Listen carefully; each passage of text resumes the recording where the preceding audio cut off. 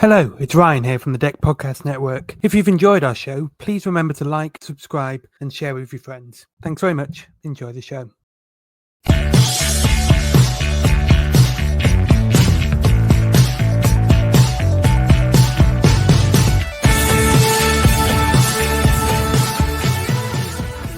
Hello, and no, don't adjust your computers. We are not ghosts of Christmas past or ghosts of years past. We are back after a long layout for Christmas purposes and a few other things that have been going on. But we are back. This is National League Natter. I'm Aaron. I'm back with Lauren, and we are back to discuss a mix of Match Day 28 and the preview looking ahead to the games this weekend and Friday.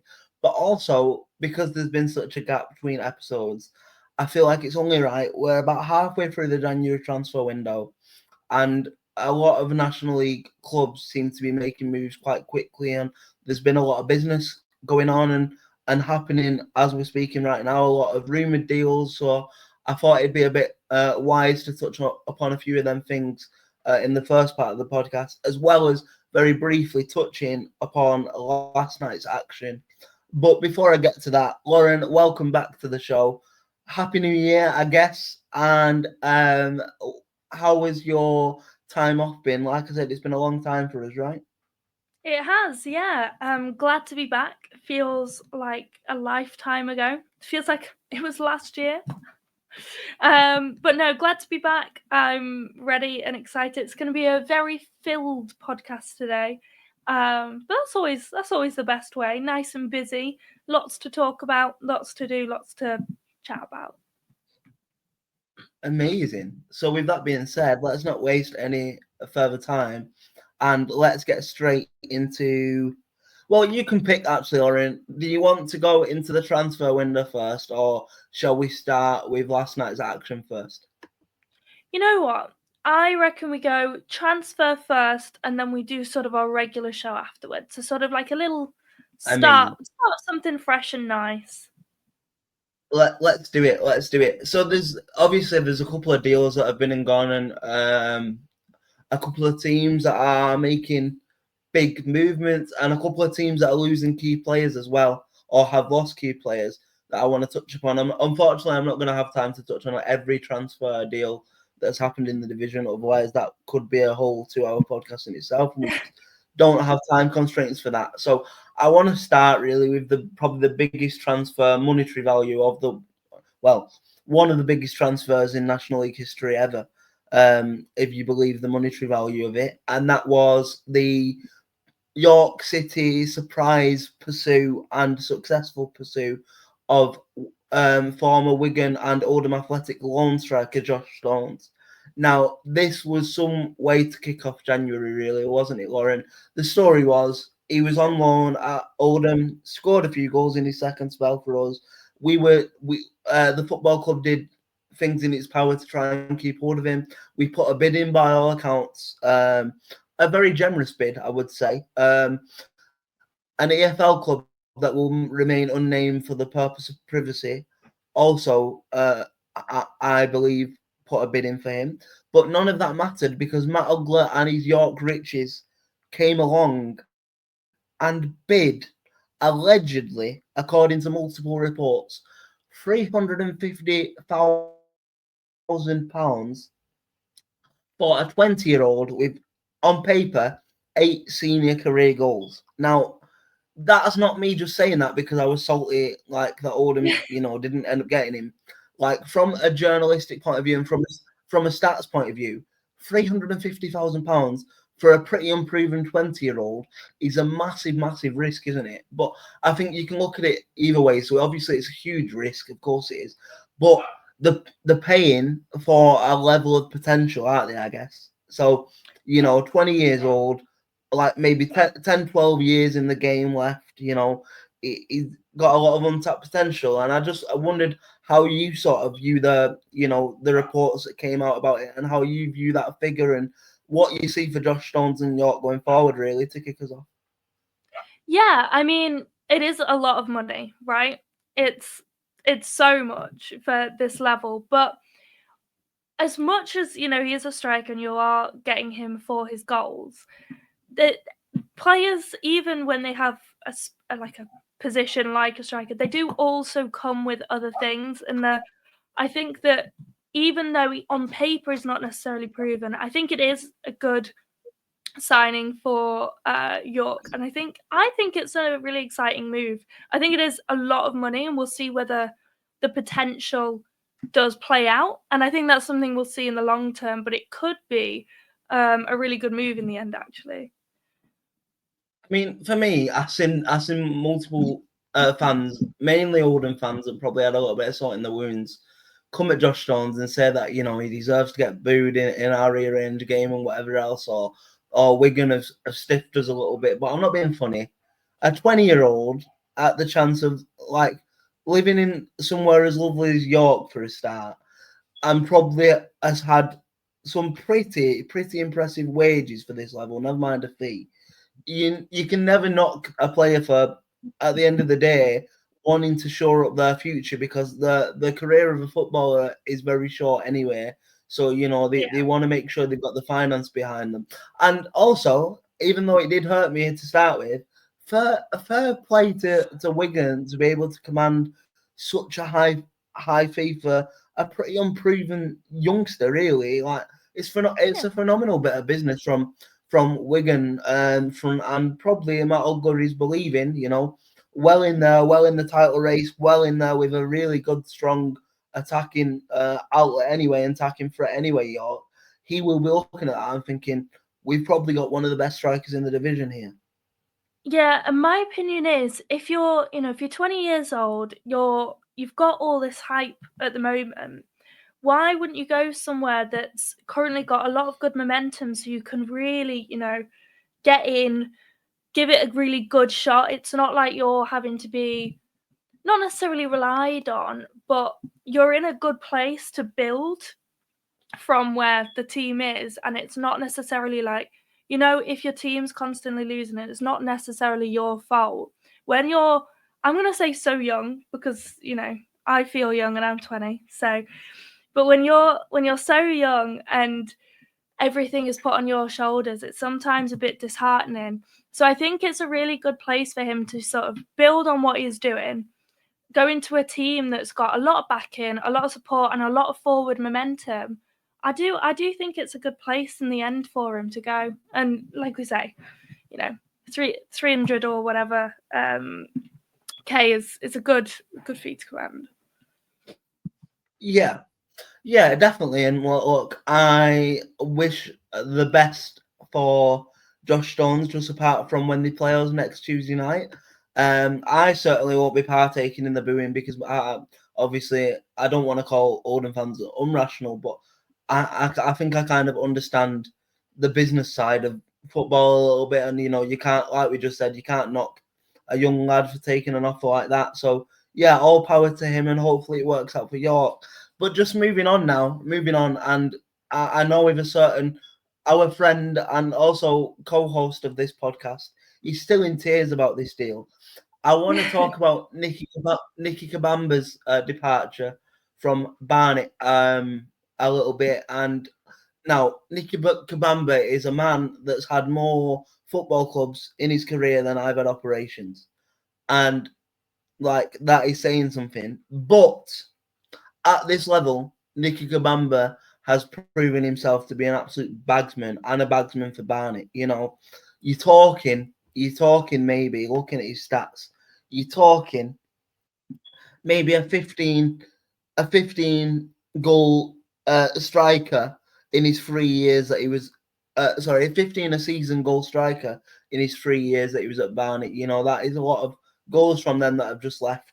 Obviously, we can't guess at the fee because it was undisclosed. He's gone to Bromley, who are a fresh EFL team, obviously spent a lot of time in this division, went up last year and are doing quite well. So EFL move for him, congratulations. But from a Barnet perspective, how big, obviously they've brought in the cover now in Lundalove, and he is, you would imagine, from Boreham Wood, going to be there, hopefully be there goal scorer and talisman now. But in terms of sort of impact that Nicky Kabamba had at Barnet over the last 3 years, how detrimental do you see that sort of deal being for their ambitions? Yeah, I mean, obviously, Barnet are right up at the top of the table, as always, as it has been the whole season. Barnet, the top of the table is so tight. And I think that, losing him might impact the, momentum that the team has. But I don't know. I think it's a great move for him. And I think that you might see a dip to begin with, but I would hope that it doesn't impact them majorly. But that might be being a bit optimistic. Yeah, I mean, look, they've got an Lundelov there now, and he scored goal. His goal record is impressive. He's done it at like varying degree of levels, really. So Kabamba had the sort of standard set at this level, so it can often be a player stepping up from the like the south or the north or the levels below and come into this division. There's always going to be question marks. I think the first goal for him, getting that first goal will be quick and vital for both him and Barnet, but once he's got the first one, I imagine he's going to get a lot of confidence and then they'll be flying. So I think obviously just for the impact that Kabamba's had to Barnet and their play style over the last 3 years, it is a big loss, but I think they've recruited quite well, quite quickly to find a replacement. Now, talking about finding replacements, I want to touch upon a team that I feel quite sorry for when it comes to transfer windows, because the way they seem to operate, it seems like they have to kind of, I don't want to say like sell to survive, but it does kind of seem that sort of way every transfer window for Gateshead, in terms of they build up some, steam, they have some great players, and then for whatever reason, the squads get decimated. They bring in the money, but yet they lose some really quality players, and that's happened to Gateshead already this January, and we're only 16 days in. They've lost the striker. But most importantly for me, I think the bigger deal is they've probably lost the best technician and best technical footballer they had in the squad in Callum Whelan. He went to Carlisle United on an undisclosed figure. And yeah, look, I feel really sorry for the Heat. Obviously, the money is important, and the money will probably keep them ticking over and, help with things that of the cost of running football clubs. But in terms of the main goal, which is winning football games and, like getting up there and getting into the AFL, it's a real sort of, not setback.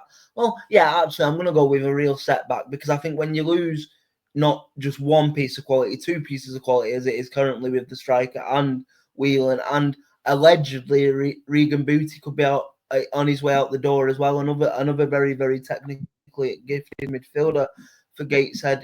There's a lot of interest in him at the minute, and he was left out the squads completely last night as well. So that often tells you its own story. When there's rumours behind a player and then he's not in a squad completely, you can, of course, things can change in football. So I have to say allegedly, but normally when that happens, it's kind of writing on the wall situation, isn't it, Lauren? Yeah, but Gateshead's one of those teams, at least for me, in my mind, that just always bounces back. So I think it will impact them. And there's no long or short about it. You lose a lot of your team. It will impact them, but they do. To me, they're just a team that constantly comes back. Whatever setback they have, they're always back up there. They're always fighting. So I think again, it might be me being optimistic, but I think that it will set them back, don't get me wrong, but I think that they will find a way through it, like they always do. Yeah. I think there's a certain level of sort of never give up spirit with Gateshead, no matter what they kind of go through, losing Mike Williamson, then getting Rob Elliott in, and then losing Rob Elliott, and then, but they seem to always kind of believe in the same style of football. They've never really changed the sort of footballing DNA, and I don't think a few departures will affect that. But the one thing I would say is I think the sort of quality of the departures in terms of how good Callum Whelan has been at this level and how good the striker was at this level and how good Regan Booty has proven himself to be at this level. I think that might have an impact on them short term, and I think that was proven last night. You know, they lost 3-1 last night, but we'll touch upon that a little bit more in a little bit of time. But I just want to finish off on, obviously, we're talking about transfer business, and I think it's important to recognise that my boys have done a little bit of early business and seem to be pressing on, and I don't think we're done yet either. So the main ones for me is obviously we, I don't know whether people will be aware, but we have lost our captain for up to 3 months through an injury, Tom Conlon, in the midfield. And so we knew we had to get a midfielder in, basically, because the other midfielders, they're great servants for the football clubs, but the legs are probably the same strength as mine. So it was never really going to work with the way we wanted to play football. So we knew we had to make midfield additions, and we certainly seem to have done that. The first midfielder through the door was Jordan Rossiter. Now, that name might be familiar for people that have either a good knowledge of EFL football in the last maybe sort of 5 to 10 years, or a good knowledge of FIFA Wonder Kids also in that same sort of time frame, because he came through Liverpool's academy. He was part of the Bury side that like ripped apart League Two a couple of years ago. He was also a part of Joey Barton and his promotion winning Bristol Rovers side. He's got a lot of pedigree to him, so I think that's a really, really good deal, really smart deal for us.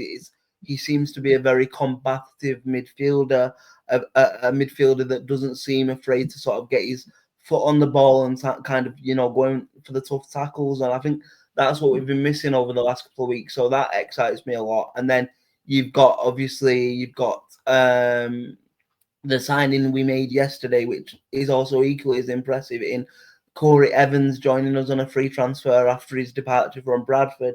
Again, a midfielder that's probably on the older end of the playing like age scale, but plenty of experience. A Northern Irish international.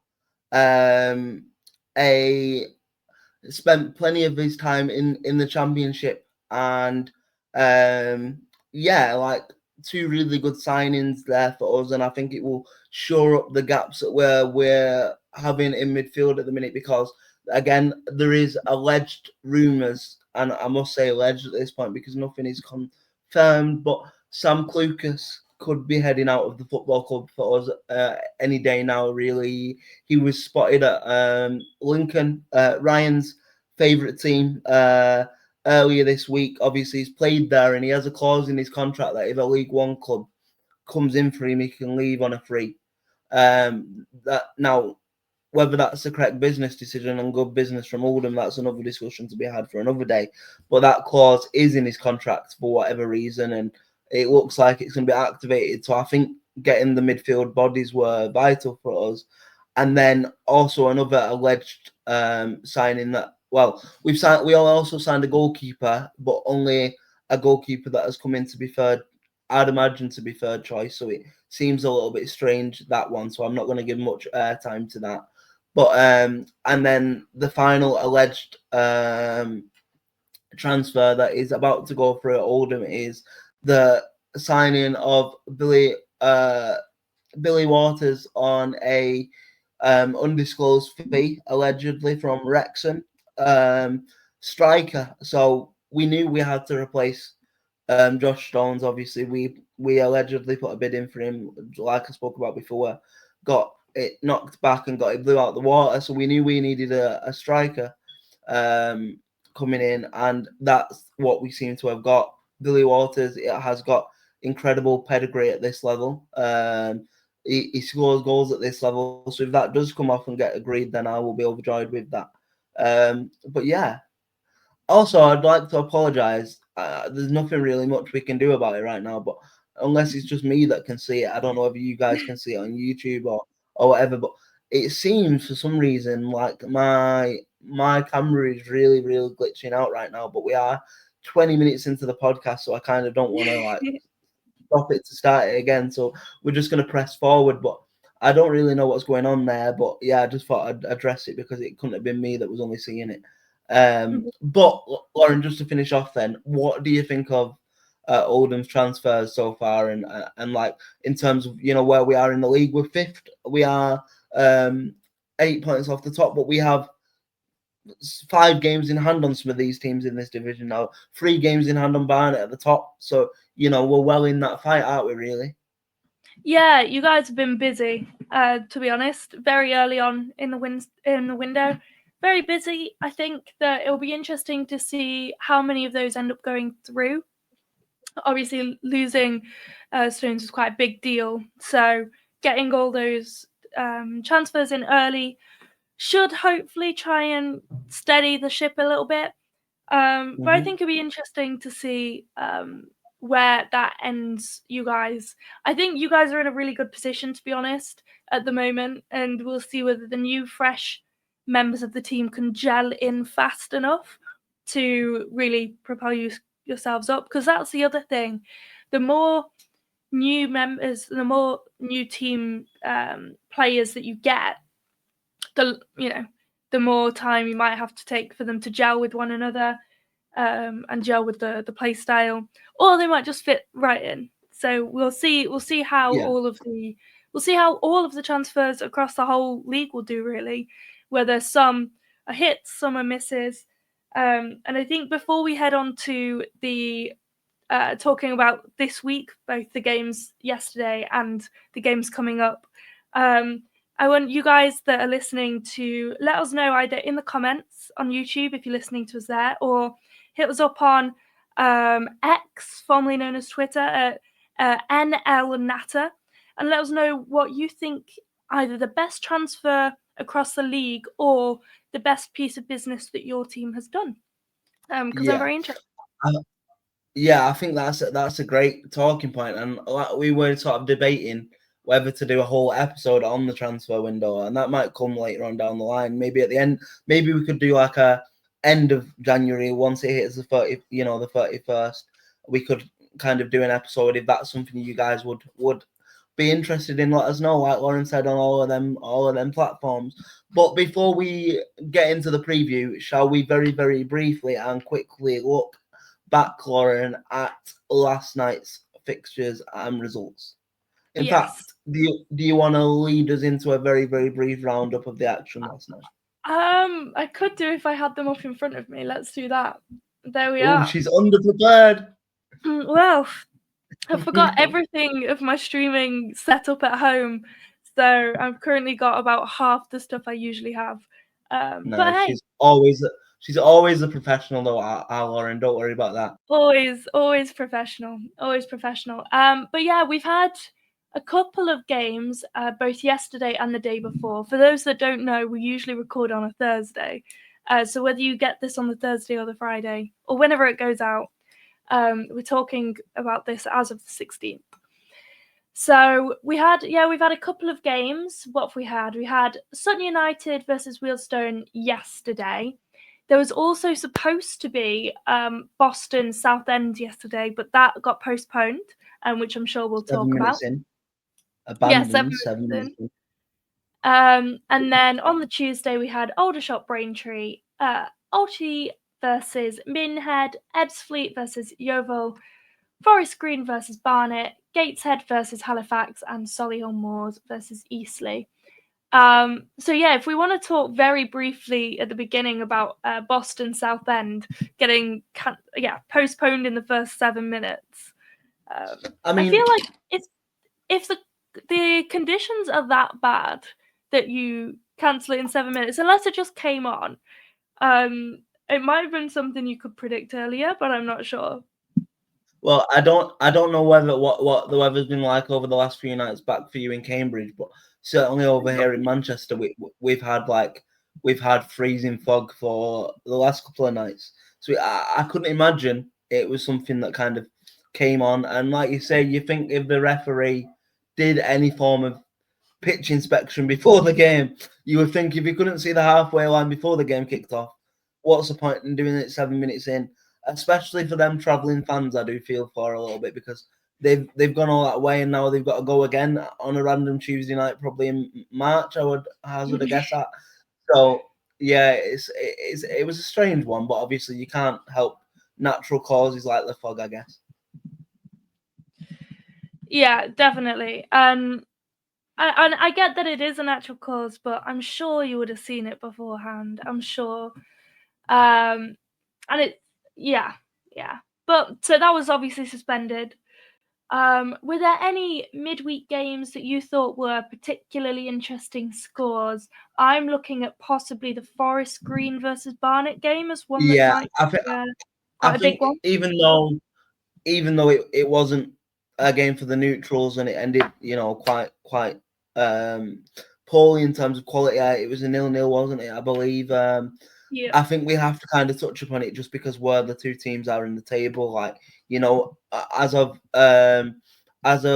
the game week, it was first versus. Well, it would have been second versus third, I would imagine, at the time that they were playing. So it is a big game. I know Chris was talking about the fog down there as well. So it seems like it's been quite a national problem and like an England-wide problem. He said that he was quite surprised to see the games go ahead because of the fog. So I don't know whether that played a part in the quality, whether the players were struggling to find the passes and struggling to see each other on the pitch. Maybe that played a sort of a case in the game. But I'm going to ask you the dreaded question, Lauren. So 0-0 against, as it is now, first and third in the league. Who sees that as a better point and why, in your opinion? I think that's a very good question. To be fair, I think neither of them think that it's a good point, to be honest. But possibly Barnet. Now, I'm only saying that because people might say, oh, well, you're just saying that because they're slightly lower in the league. But they were having pretty mediocre form. And I looking at, I mean, to be fair, so is Forest Green at the moment. They've both got far more draws than I assume they would like. But I think that just there's always a chance that you get lost, right? And Forest Green at this point have drawn 10 games. Like, I don't think, like, the thing that kills a title race, in my opinion, is not the losses, it's the amount of draws you have. And I mean, like, technically that's not true, right? Because if you lose more than you draw, you're going to get less points. But I think that could be the killer for Forest Green, is the amount of draws that they have. And so I think that they would have been quite disappointed to have picked up yet another draw. But at the same time, at least neither of them lost basically 6 points, because it was a 6-pointer. Look, they're 1 point apart from each other. And I hate the cliche of a 6-point game. But at this, like, it is a 6-point game. Like, they're literally 1 point apart. So I do agree with you, and even though it hurts me to say, and it's quite hypocritical because my team have drawn 7-8 games this season as well. So, but I do agree with you in the long run. And I think, as somebody in that chasing pack, I think that a result like that kind of opens it up for a team like Oldham or Gateshead to kind of maybe take advantage, because and I hate to turn it back to Oldham, but I'm just using it as an example. You look at that. You look at that table right now. We've only played 23 games, so we've got 3 games in hand on Forest Green, 1 game in hand on York. Granted, we've got 3 games in hand on Barnet. We've got 3 games in hand on Gateshead. We've got 4 games in hand on Yeovil. So you know what I mean. Obviously, you've got to win your games in hand, and you would rather have the points on the board, of course. But you have to say that there's teams away from that top 3 that you would say are probably more in the driving seat for a title race if they can win the games in hand, of course, wouldn't you, Lauren?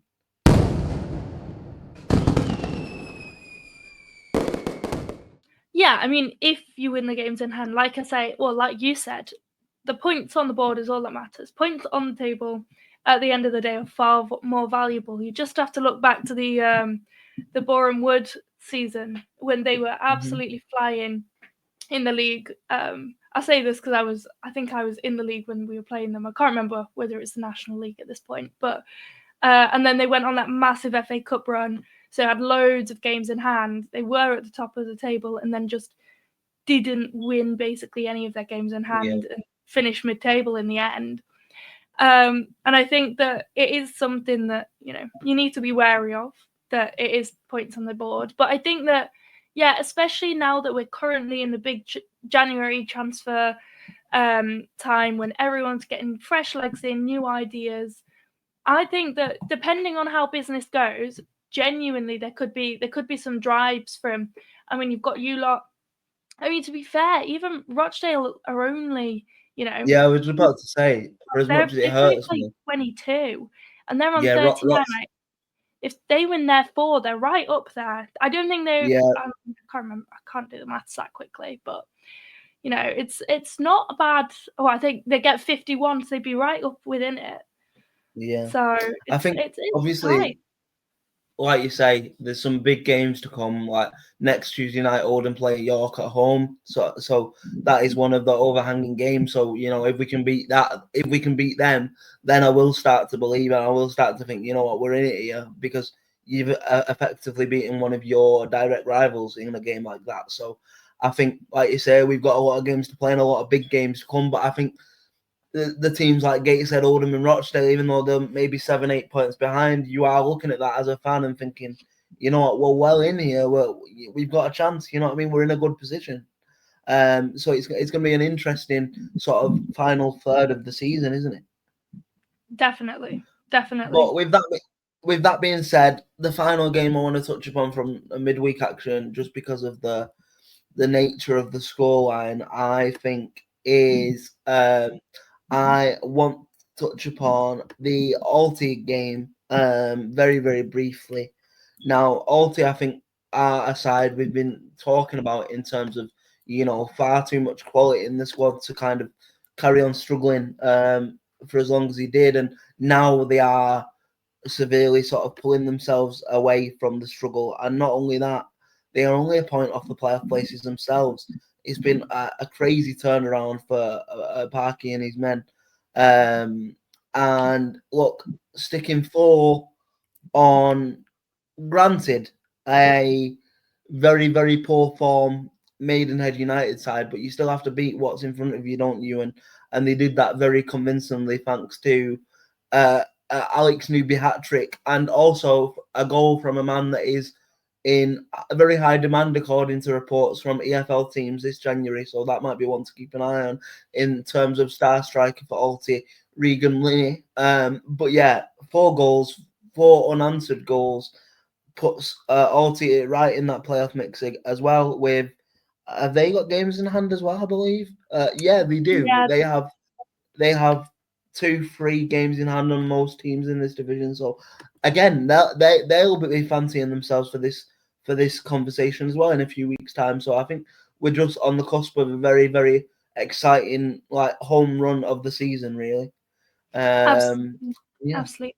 I always say that, you know, it's so much more fun when the league is tighter if you're a neutral. If you're in that, it's a lot more scary than just, you know, running away with the league. Don't get me wrong. I think the final thing I will say before we go on to the preview, considering it is technically a preview show, although I have titled it slightly differently today to cover transfers a bit more. So, but the final thing I will say is I think at a league title like this is all the more evidence that the people on making the decisions at the top need a 3 up, 3 down in the National League. Again, that could be another discussion for another day, but there's so many teams competing and scrapping for effectively one straight position and then one playoff position. You know, there's 8 teams that you could see going up, or probably think they deserve to go up if they carried on at this pace, and only 2 of them are going to do it. It's crazy, really, isn't it? Yeah, absolutely. But shall we finally get to what we're here to do and preview Friday night and Saturday action coming? Let's do it. Let's do it. So, as always, in case you've all forgot the program, like we almost have because it's been so much length of time, I will go top to bottom, including tomorrow night's game and Saturday's game, and then me and Lauren will dissect any ones that stick out to us and give reasons why, and then we will allocate a Lozzie's game of the week and a joint tie of the week to discuss for next week. I won't put pressure on Lauren to find her game of the week from 6 weeks ago, frankly, because I don't think you guys will be interested in listening to a report from a game that happened 4 or 5 weeks ago. So we'll just move on and give it a fresh from next week. But starting tomorrow, you've got the 7:30 kickoff on Friday night between Yeovil and a team that we've just touched upon in quite detail in the transfer section. Yeovil are at home to Gateshead. And then going on to Saturday, you've got Braintree versus Solihull Moors, Eastleigh versus Altrincham, Forest Green versus Rochdale, Halifax Town versus Dagenham and Redbridge, Oldham versus Aldershot at home, Southend versus Barnet, Tamworth versus Boston, Wealdstone versus Hartlepool, Woking versus Ebbsfleet United, York versus Sutton, and then Maidenhead United versus Fylde in the half-5. I know we said we were going to move on and keep all them fixtures in your head, Lauren, for when I come and ask you for things that stick out to you. But I do think it's important to mention. I feel like Tamworth deserve a lot of credit from us for their performance against Spurs in the FA Cup last weekend, and I would just like to say, if it wasn't for the greediness of the Premier League teams and all those involved in making the decision, that Tamworth would have got a probably club-changing amount of money from a replayer at the Spurs stadium. So again, another discussion for another day, but I just wanted to say that Tamworth did the league very, very proud, and all their players and all their fans should be incredibly proud of that effort.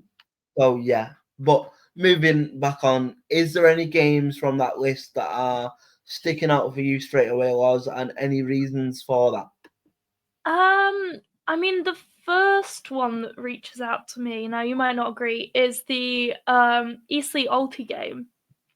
Now, it might feel like a bit of a weird one for me to shout out because they're sort of, I mean, they're just higher than mid-table, right? But they're not in anywhere particularly amazing, except from they're on the same points, 38, and currently the last spot in the playoff places is on 39. Like, depending on how that game goes and how other games go, it could mean that one of those teams moves into the playoff places, right? Yeah. And I think that's, again, Alti's got the game in hand that we've just spoken about. Their current form is mixed, but they both won their last 2 games actually. I think it could be an interesting game. I think it's got a fair bit riding on it. Both teams will want to be going into that trying to get themselves into the playoff, and it's not. I definitely agree. It's one that I had my eyes on for sure. The only thing I would say in terms of that playoff race right now, I do think Rochdale are in the ascendancy for that 7th space, considering they've got the games in hand and they're already in that space as well. But yeah, it could definitely cause some issues. So yeah, I agree with that. For me, others that are sticking out to me straight away are, let's have a look. I'm just trying to correlate it with the table. I mean, would you say there is much interest in the Boston Tamworth game in terms of any sort of, mind you, Tamworth are now on 30 points, so they've kind of pulled themselves 7 clear. So I don't know whether it's as a big of a game for Tamworth as Boston, but at this point, Boston are 8 behind the dreaded line. So I know we talked about the last episode we were on here. It is swing and survive time for Boston, because there will become a point now where, soon they won't have enough time to be able to claw back what they need to claw back for sure. So yeah, like I think that's one to keep an eye on in terms of it's now or never for Boston. But in terms of a more sort of level playing field of a game, I would go for something like potentially Halifax Dagenham. Now, again, for those that remember, Daggers are a team that Lauren has a certain affinity to for whatever reason. But looking at the league table for this game, you have Dagenham in 15th, but Halifax are again same as Alty in that eighth spot, level on points with Rochdale in the last playoff place. So big game for the Shamen, and if they can get the 3 points, they may or may not find themselves in the playoff places come 5:15 on Saturday afternoon. So they're the main ones that are sticking out to me. But shall I look and assign you a game of the week, Loz? Yes, please. Let's have a look then. So I'm trying to think, are there any that are sticking out to me that I like? I don't think there's many sort of big ticket games this week. I don't think there's many that much is riding on. Obviously, every game matters in a league, in a season, but I don't think there's any big ticket sort of 6-pointers or things like that. You know what? Just because it's sticking out to me as one that could potentially be a banana skin, and maybe I'm a little bit biased and I need it to be a banana skin for a certain side, I'm going to give you York versus Sutton in the final 3 o'clock on the schedule, if you would like to take that. So is that my game? Yeah, that's your game of the week for next week. Lovely. And then in terms of a joint game, what do you think the tie of the round for the neutrals is, Lauren? That's a good question. Like I say, I don't think there's any that sort of a neutral be immediately drawn to. Out of all of them, I would have said Eastleigh Alto, but yeah, that would be mine. But so I can see that 100%, but for me, I'm looking at something like let me just find it again. I'm looking at something like Forest Green Rochdale, because we talked about Forest Green being up there, but obviously having quite a lot of draws in that time space, and Rochdale have a lot of games to play, and that they're well within that playoff space and playoff race. So for the neutrals, I think that could be a pretty good game of football, in my opinion. But yeah, maybe we need to do a rock paper. Yeah, maybe we need to do a rock paper scissors, or if you're happy to concede and take that as a joint one, maybe that's the one we should do. You know what? Given how much gloating I'm going to do at the end of this podcast, I'm going to let you take the win here and have the Forest Green Rochdale game. Fantastic. So with that being said, 43 minutes into the podcast, shall we get into the bit that everyone on National League Natter loves, and Lauren is loving even more at this point? Shall we get into predictions? We definitely should. So let's do it. For those who, we haven't been here for quite a while now. So for our first week away, whilst we were away, we did do some predictions on X, formerly known as Twitter. If you are interested in what those were, I'm not going to run through them. You should have a look on our X page, which is at the bottom of the video, that side. And you can go through and have a look. But the final always scores a professional. That was the perfect plug, by the way. I'm very impressed. Thank you. I thought that was quite good. I'm feeling very professional today. But the scores ended up just 1 point different. Now, to be fair, I did lose this week, but only by 1 point. So our total scores were 14 versus 13, which if people don't know the current score, last week we were 11 points apart, and I'm still currently in the lead. Woo! Which is just more reason for me to gloat and rub it in. So our current sort of cumulative scores is 178 for me and 168 for Aaron. So after Aaron being in the lead for so long, I think about 8 weeks, I managed to claw my way back. It's probably even longer than that, to be honest. But... You know what, though? You know what? I'm going to take a tiny little victory here and I've got reasoning for it.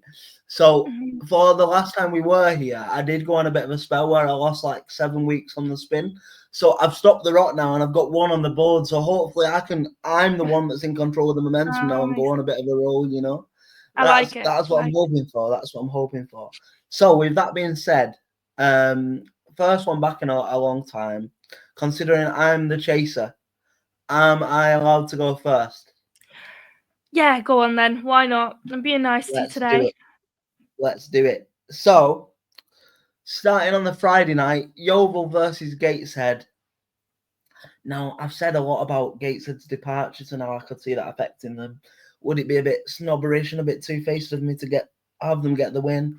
I think so. So, I'm going to start off. I'm going to take a nice comfy little seat on the top of a fence to start these predictions, and I'm going to go 1-1 on the Friday night game. I like it. I mean, you have just stolen my prediction already, but it's okay. I'll change it up. Solihull Moors, Braintree versus Solihull Moors on the Saturday, the first 3 o'clock game. Can't see anything more than a Moors win here. I'm going to go 2-1 to Solihull Moors away victory. 2-1, I like it. Eastleigh, Altrincham, I'm going to go again an away victory. I'm going to go 1-0 Alty. Nice. Forest Green Rovers versus Rochdale. We've said the tie for the neutral, so I'm going to put a few goals in it. Ooh, you know what? I'm going to be brave. I'm going to be really brave. I'm going to go for a 3-2 win to the home team. 3-2 to Forest Green Rovers. 3-2 to Forest Green. I like it. Halifax Daggers. Now, it's a game the Facts need to win. Are they going to win it? I'm not sure because I don't know whether they have the consistency to do so. So I'm gonna go for another one of my favourite scorelines, a 1-1 draw. Nice. A little bit more fence sitting. Oldham Daggers, not Oldham Daggers at all. Oldham Aldershot. Now, this is the first home game Latics will have had in 5 weeks, so I can't begin to tell you how excited I am to get back in the terrace at Boundary Park. And to go with that, I think we're going to put on a show, and I think it'll be 3-1 to the Ticks. So 3-1 Oldham. Big score. Southend Barnet, again, Southend have flattered to deceive a lot this year. Barnet are up there and flying, and I think it'll continue. 2-0 to Barnet away win. It is the week for the away teams. Tamworth, Boston. I know I said it needs to be the time that Boston begin to sort of great escape times 10, really, at this point. But I can't see it. I think Tamworth will have fire in the belly to kind of feel a bit wronged by the events of the weekend. And I think they're going to come out flying. And I think they'll get a nice, comfortable 4-2 home victory. 4-2. Lots of goals. Yes. I like it. Wealdstone versus Hartlepool. I've not really seen Wealdstone's results since losing a lot of the goal threat in Alex Reid. So I'm going to go Hartlepool 1-0 away from home. Woking 3, Ebbsfleet 1. No explanation needed for that, unfortunately. Ebbsfleet fans, I'm sorry, but it's abysmal. It's abysmal at this point. Yeah. York Sutton, I'm going to go for 2-2. And I'm going to go for 2-1 to Maidenhead in the half-5. Did you ever give me a Woking Ebbsfleet score? Yeah, I said 3-1 to Woking. 3-1. I like it. Okay. Yeah. Do you want me to do mine and then we'll run through them all together? Yeah, side to side at the end, yeah. Fabulous. Okay, so Yeovil Gateshead. I'm going to go for a Gateshead win. I think that they're going to be all right. I reckon they're going to be fine here. I reckon they're going to go 2-0. 2-0. Braintree, Solihull. I would be inclined to agree with you. I think Solihull probably going to get the points there. But I'm going to go another 2-0 away. Eastleigh, Alty. I reckon it's going to be, as much as I'd like it to be an interesting game, I reckon it's going to be a relatively boring game, and I'm going to sit on the fence for the first time in this prediction round, and I'm going to go 1-1 there. Forest Green, Rochdale. Why not? Let's change it up a bit. I reckon Rochdale's going to win this. I reckon Rochdale's going to win. So I'm going to go 2-1 to Rochdale. Halifax, that'd be a good result for everyone chasing Forest Green, wouldn't it? Exactly. I want some excitement at the top of the table. For those that for those that don't know how my predictions work, they kind of go across what I want to happen rather than what I actually think will happen. Most of the time. Well, it's working so far. I'm winning the prediction league, so obviously I must be manifesting strong enough for this. But Halifax Daggers, you know the drill. I haven't done this in about 7 weeks, so I'm going to back the Daggers. There is no reason for that. For those that wonder why I back the Daggers and the Shots, there is no reason. There is no reason, and they usually disappoint me, but it's okay. So I'm going to go another 2-1 there to the Daggers. Oldham, Aldershot. It would be really funny to say that the Shots are going to win this, but I don't think they are. So I'm going to predict my first home win, and that's going to be another 2-1, but that's going to be in Oldham's favour. Southend, Barnet. I think that Barnet's going to win. I'm going to go just 1-0. Just 1-0 there. Tamworth, Boston. Now, I think Tamworth, after the quality that they showed in the Cup, I think that even though they ended up losing, I think that their spirits will be high, and I think that the team as a whole will be, working really well together. If you didn't see, they were just fantastic. So I think that they are. I agree that they're going to be quite dominating in this game, but I don't think Boston's going to put any away. I think it's just going to be a nice solid 3-0 to Tamworth. Nice. Wealdstone, Hartlepool. You know what? I'm going to do my second draw because why not? But it's just going to be a nice, chill 0-0. Watch that be 6-0 or something like that. But currently it's down as 0-0. Working Ebbsfleet. Again, I'm so sorry, Ebbsfleet, but it really is. It does feel like every week I'm bullying you at this point, but I can't predict you guys winning. I just can't. So I'm going to say it's going to be 2-1, not 3-1. York, Sutton. I'm going to give York the win there. Why not? Nice 2-0 to York. And last but not least, Maidenhead versus Fylde. I reckon this is going to be a nice 1-1 draw. And that's my prediction. Nice. So, if we want the entire rundown of our predictions, they go as follows. On the Friday game, which is Yeovil versus Gateshead, I've gone 2-0 to Gateshead, you've gone 1-1. In the Braintree Solihull game, I've gone 2-0 to Solihull, you've gone 2-1 to Solihull. Eastleigh versus Altrincham, I've gone 1-1, you've gone for an away win for Alty, just 1-0. In the Forest Green versus Rochdale game, I've gone 2-1 to Rochdale, you've gone 3-2 to Forest Green. Halifax versus Daggers, I've gone 2-1 Daggers, you've gone 1-1. Oldham versus Aldershot, we've both gone for an Oldham win here. I've gone 2-1, you've gone 3-1. Southend versus Barnet, we've also both gone for a Barnet win here. I've gone 1-0, you've gone 2-0. Tamworth versus Boston. We've both gone for a home win here. I've gone 3-0 to Tamworth. You've gone 4-2. Wealdstone versus Hartlepool. I predicted a 0-0 draw. You've gone 1-0 to Hartlepool. Woking versus Ebbsfleet. I've gone 2-1. You've gone 3-1.